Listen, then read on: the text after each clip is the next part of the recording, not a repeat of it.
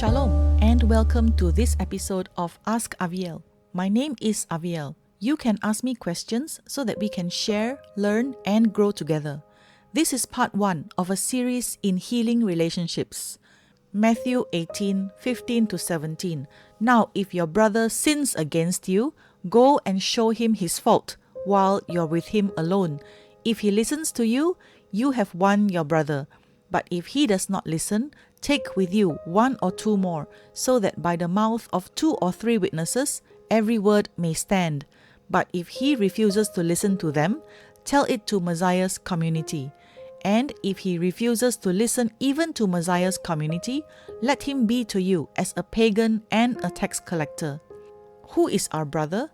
In 2 occasions in Genesis 12 and Genesis 20, Abraham calls his wife Sarah his sister. Song of Solomon 4:9 says, "My heart is your captive, my sister, my bride." I would like to propose that the believing spouse, son, daughter, parent, relative, friend, or fellow believer is our brother and sister first and foremost, before any other relationship. Someone in our lives may have sinned against us. Sin is defined as missing the mark and transgressing any of the 613 commandments recorded in the scriptures. It does not include personal preferences, personality differences, conflicting circumstances, individual peculiarities, and idiosyncrasies. All these are not defined as sin and should not even be an issue at all. If a person sins against us, we should go and show him his fault alone. There is really no necessity to expose our brother's sin and shame him to the whole wide world. If the person who sinned against us listens to us, we have won our brother or sister over. But if he does not listen, we take with us 1 or 2 more witnesses, those who were present during the incident of offense and saw it happen. It does not refer to a team of supporters or advocates gathered to ambush our unsuspecting brother or sister unexpectedly in a conversation.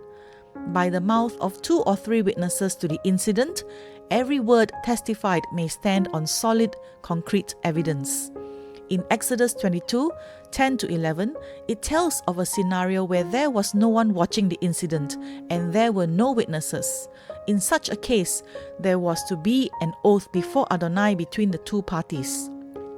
The party who was accused must swear he had nothing to do with the situation, and the one who imputed guilt or blame was to accept it with no restitution or recompense.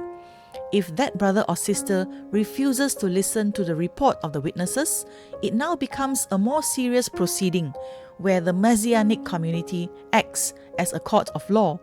Instead of seeking justice in the local courts, going before the seat of the civil magistrate, getting involved in legal battle and causing the lawsuit to become public knowledge, the community of believers is a safe place to discuss the restoration for transgression or sin.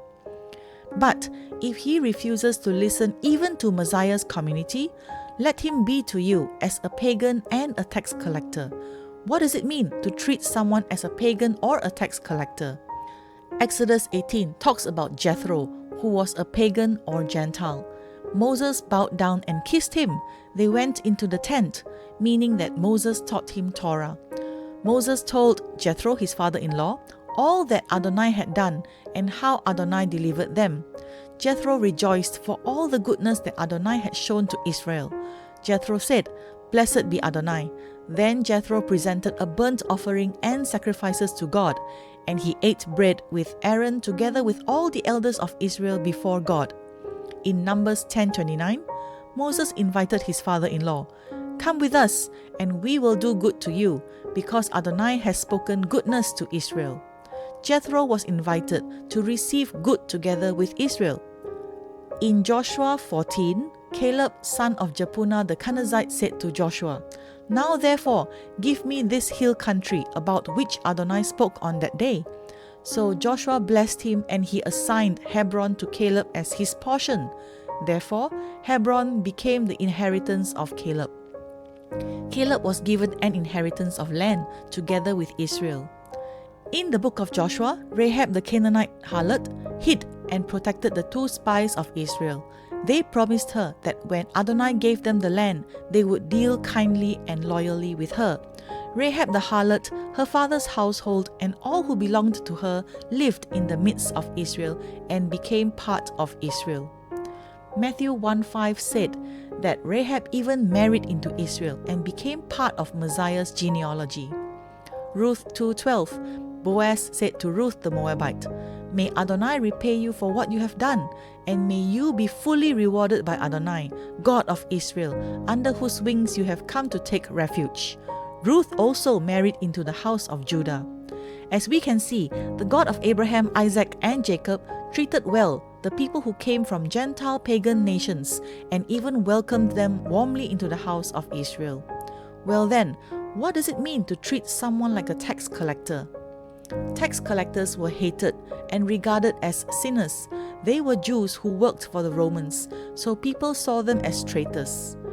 One tax collector, Matthew from the house of Levi, became one of Yeshua's 12 disciples or Talmidim. He wrote the book where our key scripture comes from. Another tax collector, Zacchaeus, was honored by Yeshua. Yeshua went to his house, stayed there, and became his guest. Yeshua did not call Zacchaeus a sinner. Yeshua called him by his rightful identity, a son of Abraham. This is how we should treat our brother or sister who has sinned against us, with love and acceptance, just as the scriptures say. In all your relationships, may Adonai restore to you the years that the locusts have eaten. It can happen today. Today can be the day of deliverance and salvation for your relationships. Thank you for joining me. I pray that this message inspires and challenges you. God bless you and your family. Shalom.